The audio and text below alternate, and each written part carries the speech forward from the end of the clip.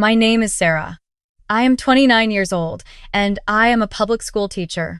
Last spring, I attended my step-cousin's engagement party at one of the nicest restaurants in the city. I wore a dress I had bought on sale and told myself I belonged there just as much as anyone else. But halfway through dinner, my step-cousin stood up, tapped her champagne glass, and laughed as she pointed at me across the table. "That's my step-cousin, Sarah," she announced to the whole room. "She teaches 5th grade at some little school downtown. You know, one of those places." A few people smiled politely. Someone nodded, like they understood exactly what she meant. I didn't say a word. I just kept my hands folded in my lap and smiled back at her. But then, from the far end of the table, a man I had never met slowly set down his fork. He looked at me the way people look at someone they are almost certain they recognize carefully, quietly, like they are searching through years of memory trying to find one specific moment. He leaned slightly forward. His eyes didn't leave my face. And then he started to open his mouth. Before he could say anything, someone nearby asked him a question, and the moment passed. But something had already shifted in the room, and I could feel it even if I couldn't name it yet. Let me go back to the beginning, because none of this will make sense without it. I grew up in a small house on the east side of Dayton, Ohio.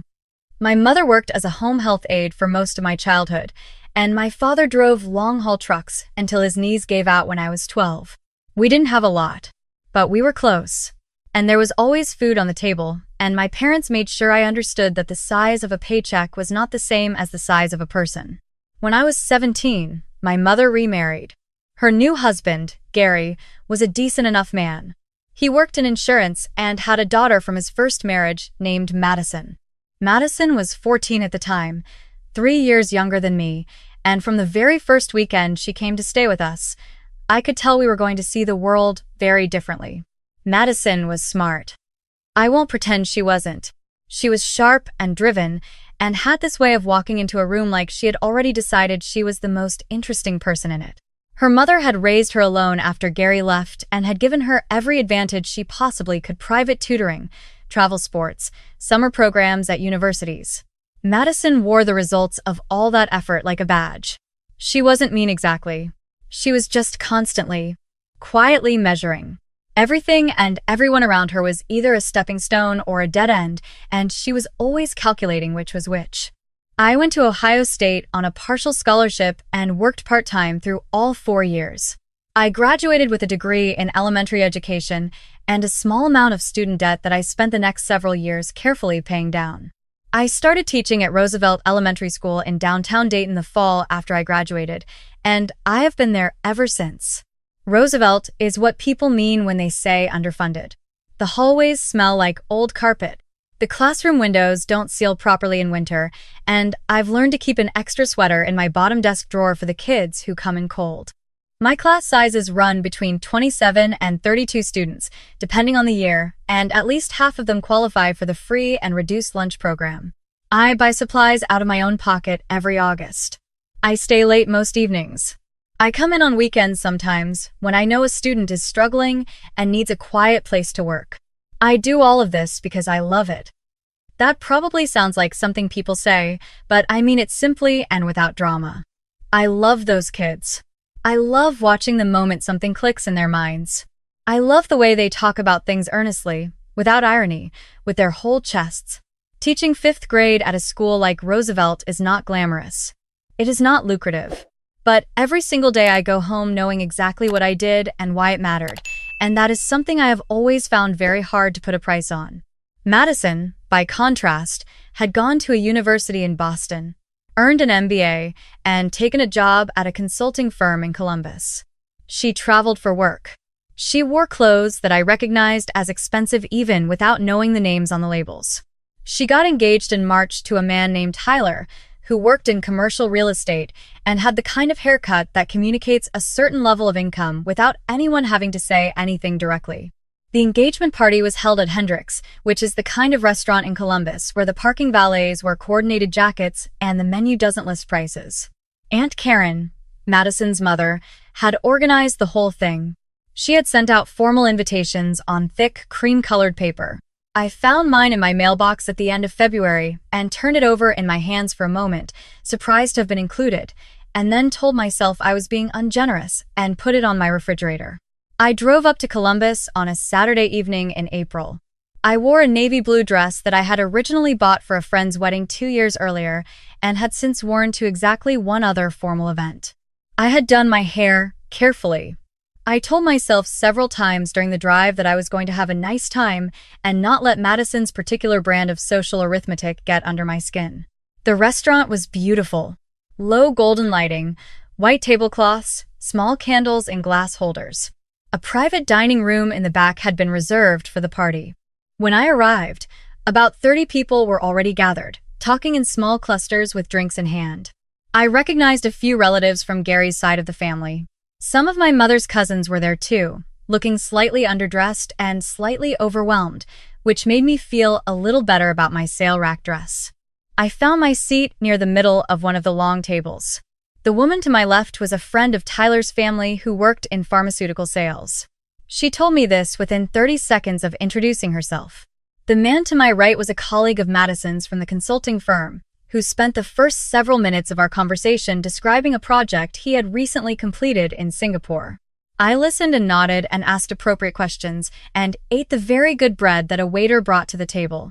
Madison moved through the room the way she always did, confidently, gracefully, making eye contact with exactly the right people for exactly the right amount of time. Tyler stayed close beside her, tall and composed, occasionally touching her elbow when he steered her toward someone new. He seemed kind. I had only met him twice before, but both times he had been warm and attentive and had asked me genuine questions about my job, which I always appreciate more than people probably realize. Across the table, and down a few seats, I noticed a man I didn't recognize. He was perhaps 60, well-dressed in a dark blazer, with silver hair and the kind of calm, watchful presence that makes you think someone has spent a lot of years being in charge of things. He was talking quietly with the woman beside him, but every so often he glanced around the table with the easy attention of someone who is comfortable in rooms like this. I didn't pay him much mind at first. There were a lot of people I didn't know. After the salads were cleared and the main courses were being placed on the table, Aunt Karen stood up and tapped her glass with a small spoon. The room settled into an attentive quiet. She gave a short, warm speech about Madison and Tyler, and then invited anyone who wanted to say a few words to stand up. Madison stood up next. She thanked everyone for coming, made a joke about how long she had made Tyler wait before saying yes, and got a good laugh from the room. And then, in that particular way she had always had of turning the camera slightly to show herself from the most flattering angle, she said she wanted to introduce some of the family members Tyler hadn't had a chance to meet yet. She went through a few names quickly, her grandmother on Gary's side, a cousin who had flown in from Arizona, and then she turned her eyes to me. "Sarah," she said. She smiled and waved her hand in my direction. "My step-cousin." She paused just long enough to let the sentence feel complete before adding the next part. "She teaches elementary school." She said it the way you might say someone collects ceramic figurines, like it was a perfectly harmless hobby that no one needed to take very seriously. "One of those downtown schools," she added, and then smiled pleasantly. "Very dedicated." A few people nodded politely. Someone said, "That's sweet." Someone else smiled at me with the kind of expression that is trying very hard to be encouraging. I kept my face even. I have had a lot of practice at this. I smiled back at Madison and said nothing. But then I felt something shift in the room. A small, almost imperceptible change in the quality of the silence, like when a sound you hadn't noticed suddenly stops. I looked toward the far end of the table. The man in the dark blazer had stopped eating. He was looking at me. Not casually. Not the way people glance around a room out of mild curiosity. He was looking at me the way you look at something you almost recognize, with a kind of focused, concentrated attention that has nothing polite about it and everything genuine. I looked away, and then looked back, and he was still watching me. His wife, or I assumed she was his wife, leaned toward him and said something quietly. He shook his head once, just slightly, as if to say, "Not now. I'm thinking." Madison had moved on. She was talking about the wedding venue. They had chosen a vineyard outside the city. Next September, up to 200 guests. Excited murmurs ran around the table. I ate my dinner and tried not to think about the man at the end of the table. But I kept noticing him. Between bites, between conversations. I would glance in his direction and find him still occasionally looking toward me with that same searching expression. It wasn't threatening. It wasn't strange in any upsetting way. It was more like watching someone try to finish a crossword clue that keeps slipping out of reach. Tyler's mother, seated 2 chairs down from him, leaned over and said something to him. He turned toward her, answered, smiled. For a few minutes, he was absorbed in conversation, and I thought the moment had passed entirely. The main course plates were cleared. A waiter moved through the room refilling glasses. Madison and Tyler's friends started talking about a trip someone was planning to Portugal, and the conversation at my end of the table drifted into that easy social territory where you don't have to say much of substance and no one minds. I had nearly let myself relax. Then the man at the end of the table stood up. He was taller than I had expected. He picked up his glass, and for a moment I thought he was simply going to make a toast or excuse himself. But instead, he walked around the table. Slowly, without urgency, the way people move when they are sure of where they are going. He stopped a few feet from me. "Forgive me," he said. His voice was quiet and precise. "I don't mean to interrupt." He looked at me directly, with a kind of clear-eyed certainty that hadn't been there 20 minutes ago. "But I have to ask," he paused. "Do you teach at Roosevelt Elementary School?" The table near us went noticeably quiet. I felt a small jolt of surprise move through me. "I do," I said carefully. He nodded slowly. His jaw tightened for just a moment. The way someone's does when they are managing an emotion they weren't expecting to feel in a restaurant. He looked down at the tablecloth, then back at me. "5th grade?" "Yes," I said. He exhaled once through his nose, and when he looked up again, his eyes were very bright. He reached out and offered his hand. "My name is Gerald Hartman," he said. I shook his hand. The name didn't immediately mean anything to me. I meet a lot of parents over the years, and I am not always able to match names to faces outside of the school context. He saw that I wasn't placing him and nodded gently. "My daughter was in your class," he said. 4 years ago. Her name is Amara." And then it came back to me. Not as a complete memory, not all at once, but the way certain things return through a feeling first, and then through details. A small girl with long braids and a plaid backpack. Very quiet, very bright. Eyes that took everything in without giving much back. I remembered Amara. I remembered the fall of that year, when I noticed that she had stopped turning in homework. This happened sometimes, and usually it meant something was going on at home, so I started paying closer attention. She wasn't disruptive. She wasn't failing dramatically, but she had gone quiet in a way that felt different from her usual quiet. She sat at the back of the room and looked out the window a lot. She stopped raising her hand. She stopped eating much of her lunch.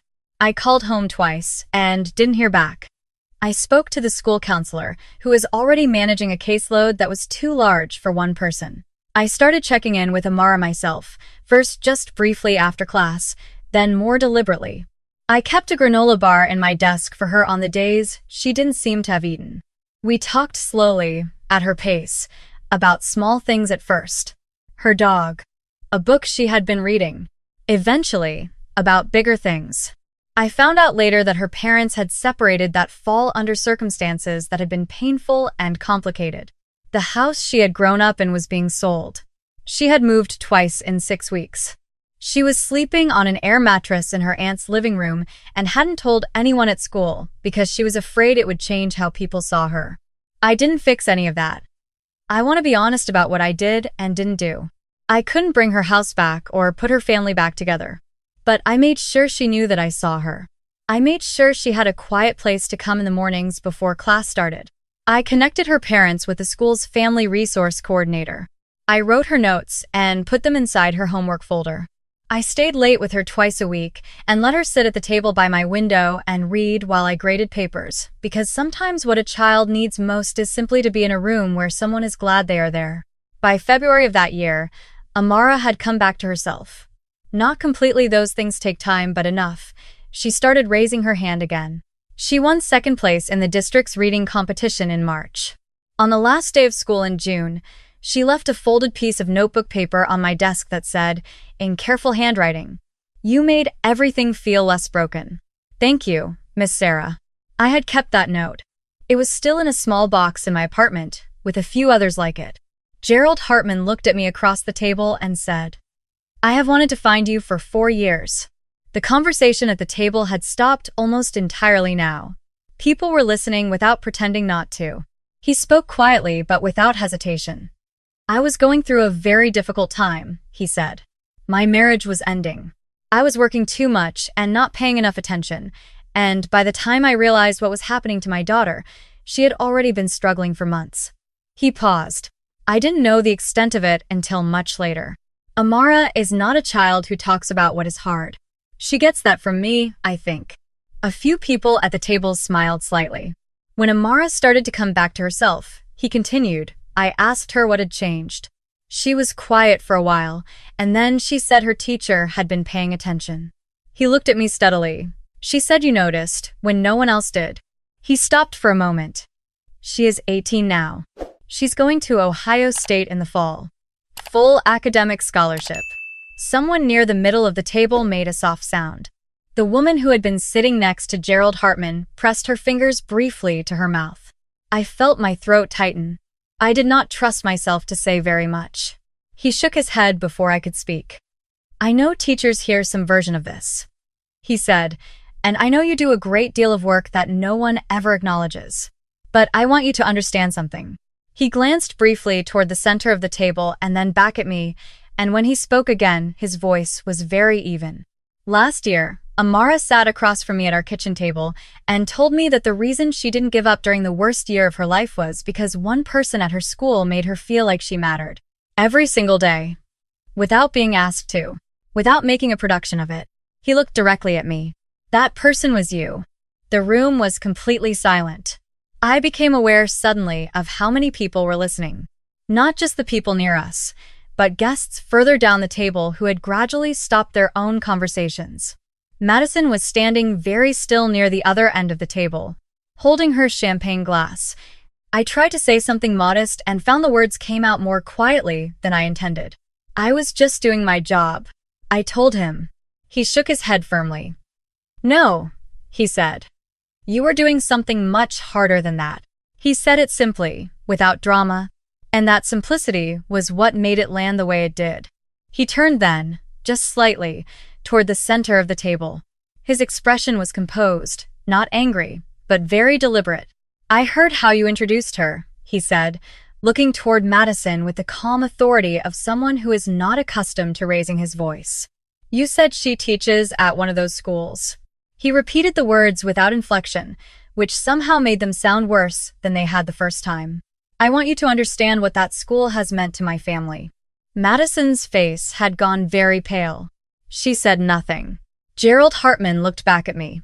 He offered his hand again, and this time when we shook, he covered our hands briefly with his other one. Thank you, he said. For seeing her, that is what you did, and I am not sure you know how rare it is. He went back to his seat. The room stayed quiet for several long seconds. Then, slowly, the sound began to return low voices, the careful repositioning of glasses and silverware, a few murmured conversations starting up at the edges of the table. Tyler stood up from his chair. He walked around to where I was sitting and put his hand on the back of my chair. He looked at me for a moment and then said, simply, That's remarkable, Sarah. I mean that. I thanked him and told him congratulations again, because it was his engagement party, and that was still the point of the evening. An older woman across the table, one of Gary's relatives, a woman named Patrice, who I had always liked, shook her head slowly and then looked at me with an expression that was warm and direct. Honey, she said quietly, you keep doing what you're doing. I did not look at Madison for a while after that. When I finally did, she was seated and looking at her plate. The easy, assured expression she had carried all evening was gone. She looked like someone who had said a word out loud that had turned out to mean something different than they thought it did, and had no way to take it back. She didn't say anything to me directly for the rest of the night. Toward the end of the evening, as people were gathering their coats and saying their goodbyes, Gerald Hartman stopped near me again. He gave me a card, a small, plain card with his name and a phone number, and told me that if there was anything Roosevelt Elementary needed in terms of resources or support, he hoped I would reach out. He said he had been looking for a way to give back to something that mattered for a while now, and perhaps this was it. I held the card carefully and told him I would be in touch with our principal. I drove home to Dayton that night with the windows down a little, even though it was cool, because I needed the air. I thought about Amara, about a small girl with long braids sitting at a table by my classroom window in February, reading quietly while the winter light came through the glass. I thought about the note she had left me. I thought about how I had almost not gone to this party, almost made up an excuse, almost decided that the 2-hour drive wasn't worth it. I thought about how strange it is that the moments we never expect turn out to be the ones that carry the most weight. I am not someone who believes in grand lessons. Life rarely packages itself that cleanly in my experience. But I do believe in paying attention, in showing up for the people in front of you and doing the ordinary work of caring with consistency and without fanfare, not because someone is watching, but because the person in front of you is worth it whether anyone is watching or not. That is what I try to do in room 14 of Roosevelt Elementary School every single day. Not because I want recognition. Not because I am waiting for a moment in a restaurant to make it all feel worth it, but because there will always be another child sitting quietly in the back of the room, looking out the window, hoping someone notices. And I plan to be the person who does. The invitations for Madison and Tyler's wedding arrived in July, 6 weeks later. There was a handwritten note tucked inside the envelope from Tyler, not Madison, that said simply, "We hope you'll be there. It would mean a lot to have you." I put it on the refrigerator next to a drawing one of my students had made for me that week, a lopsided sun above a house with a red door and the words "Miss Sarah's classroom" written underneath it in careful, uneven letters. I stood there in my kitchen in Dayton, Ohio, in my teaching clothes with chalk dust on my sleeve, and thought that sometimes the loudest things in a room are the ones that never get said out loud at all. And sometimes the most important work in the world gets done very quietly, in a room that not many people will ever notice, by someone in a sale rack dress who came a long way to be there.